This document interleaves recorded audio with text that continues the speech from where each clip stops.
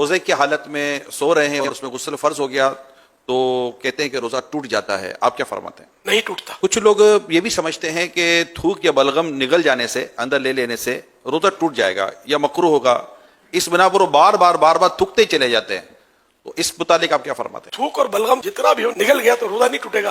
البتہ طبعی کراہت کی صورتیں بھی اس میں ہوتی ہیں، یا یہ کہ زیادہ تھوک منہ میں جمع کر کے نگلا تو یہ بھی ناپسندیدہ ہے.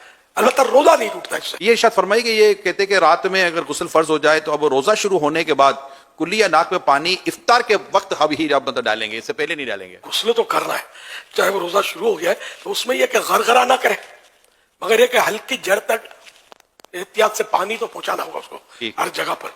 اور ناک میں بھی پانی تھوڑی احتیاط سے چڑھانا ہے کہ دماغ میں نہ چڑھ جائے. اگر دماغ میں پانی چڑھ گیا تو روزہ ٹوٹ جاتا ہے، جبکہ روزہ یاد ہو. اور یہ وضو میں بھی احتیاطیں کرنی ہے. کیا الٹی آنے سے روزہ ٹوٹ جاتا ہے، وامٹنگ؟ الٹی خود بخود کتنی ہی آئے، چاہے بالٹی بھر جائے، روزہ نہیں ٹوٹتا.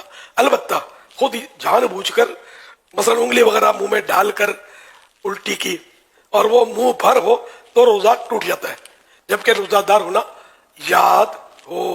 اچھا، منہ بھر کے معنی یہ ہوتے ہیں کہ جیسے اس کو تکلف کے بغیر روک نہ سکے. یوں کر کے روکا تو تکلف ہو نا، اور رک گئی، ورنہ یہ پھاٹک کھلا رہتا تو در کر کے جا رہی تھی.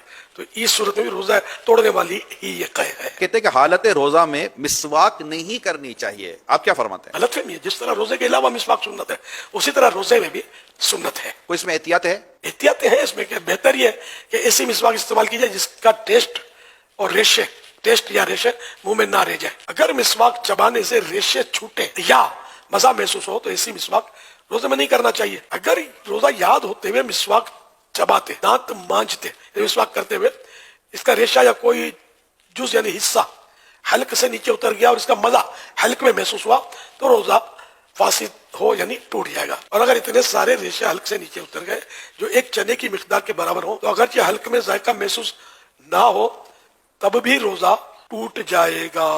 یہ بھی یہ بات آئی ہے کہ جب تک اذان ہوتی رہے سحری اور کھانا پینا جاری رکھا جا سکتا ہے. روزے سے اذان کا تعلق نہیں ہے. افطار بھی، اب جہاں مسجدیں نہیں ہیں، آواز ہی نہیں آتی اذان ہوگی تو کیا کریں گے؟ تو اس لیے وہ ان کا تعلق اذان سے نہیں ہے، اوقات سے، ٹائمنگ سے. تو سحری لوگ کرتے ہیں کہ ادھر کی اذان کی آواز آ رہی ہے، ادھر کی اذان کی آواز ابھی نہیں آئی، تو یہ علم کی کمی کی وجہ سے ایسا کرتے ہیں. ایسا کچھ نہیں ہے. ٹائم اذان نماز کے لیے ہوتی ہے. کہتے ہیں کہ یہ چوٹ وغیرہ لگنے پر جو خون نکل آنے یا خون ٹیسٹ کروانے سے روزے پر کوئی اثر نہیں پڑتا، آپ کیا فرماتے ہیں؟ درست ہے جس نے کہا کہ روزے پر کوئی اثر نہیں پڑتا. روزے میں انجیکشن لگانے سے کیا روزہ ٹوٹ جائے گا؟ جی نہیں. اب یہ کہا گیا کہ روزے میں عطر یا خوشبو سونگھنے سے روزہ ٹوٹ جاتا ہے، یہ بھی غلط فہمی ہے. روزے پر کوئی اثر نہیں پڑتا اس کا. کچھ لوگ سمجھتے ہیں کہ جو مرض یا کسی اور درست عارضے یا بغیر عذر کے روزہ چھوڑ دے تو فدیہ دینا اس کا متبادل ہے، اس کا نعم البدل ہے. جی نہیں، ایسا کچھ بھی نہیں ہے. صرف وہ شیخ فانی کے لیے کہ ایسا بوڑھا آئندہ اس کو روزہ رکھنے کی طاقت آنے کی امید نہیں ہے، ایسا کمزور پڑ گیا ہے، روزہ برداشت ہوتا ہی نہیں ہے، تب جا کر فدیہ کی صورت بنے گی. اس میں بھی یہ دیکھنا ہوگا کہ اگر یہ گرمیوں میں نہیں رکھ پا رہا، یہ سردیوں میں رکھ لے گا تو رمضان شریف اگر گرمی میں تو سردی میں قضا کر لے، فدیہ اب بھی نہیں ہے. اچھا، اب بھی یعنی کہ دونوں سیزن میں اس کی کیفیت ہے کہ نہیں کر سکے گا یہ روزہ رکھ، اور ایسا فدیہ بھی ادا کر دیا. ایک روزے کا فدیہ ہوتا ہے ایک صدقہ فطر کی مقدار. تو اچھا، اب اسے فدیہ بھی دے دیا، سب کچھ کر لیا اور پھر اس میں طاقت آ گئی روزہ رکھنے کی تو وہ فدیہ نفل صدقہ ہو گیا. اوکے. اور روزہ قضا کرے.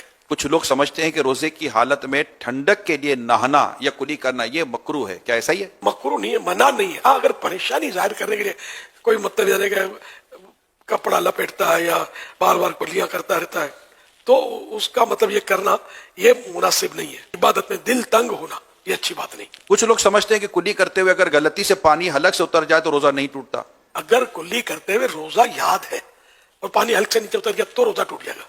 اور اگر روزہ یاد نہیں ہے تو چاہے جان بوجھ کر پانی اتار دیا حلق سے نیچے تب بھی روزہ نہیں ٹوٹے گا. یہ بات بھی ہے کہ جو خواتین پریگننٹ ہوتی ہیں، حاملہ ہوتی ہیں یا دودھ پلانا ان کو ہوتا ہے تو ان پر روزہ فرض نہیں ہے. ان دونوں صورتوں میں تو ایسا نہیں ہے کہ روزہ فرض نہ ہو. البتہ بچے کی جان کا یا بچے کی ماں کا یعنی کہ جان کا خطرہ ہے یا کوئی سا مرض ہو سکتا ہے کہ جو علاج مشکل ہو جائے گا، سخت مرض جس کو بولتے ہیں، اس طرح کی کوئی عذر ہو تب جا کر روزہ بعد میں قضا کرنے کی اجازت ملے گی.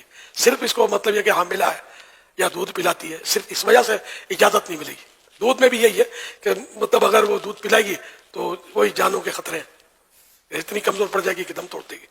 یا بچے کو دودھ نہیں پلائے گی بچہ فوت ہو جائے گا، تب جا کر روزہ چھوڑنے کی اجازت ہے، اور بعد میں قضا پھر بھی فرض ہے۔ اگر خون کی کمی ہے تو ویکنیس ہے، اس کی وجہ سے ویکنیس ہے، تب کیا روزے میں کوئی رعایت ہے؟ اس طرح کے جو بھی امراض ہیں تو اس میں یا تو اپنا تجربہ ہے کہ مرض بڑھ جاتا ہے، یا یہ کہ جان کے لالے پڑ جاتے ہیں، خطرہ کہ جان چلی جائے گی یا عقل چلی جائے گی وغیرہ، ایک تو اپنا تجربہ ہے تو روزہ قضا کرنے کی اجازت ملے گی، یا کوئی خوف خدا والا ڈاکٹر، بعض ڈاکٹر بات میں کہتے ہیں روزہ مت رکھو، لیکن کوئی خوف خدا والا، اللہ اور رسول کی باتوں کو سمجھنے والا، ڈرنے والا، وہ اگر مشورہ دیتا ہے تو پھر اس کے مشورے پر وہ روزہ نہ رکھے اور بعد میں قضا کر لے۔ وہ یہی کہ اگر جو میں نے صورت بتائی کہ مرض بڑھ جائے گا یا دیر میں اچھا ہوگا یا جان چلی جائے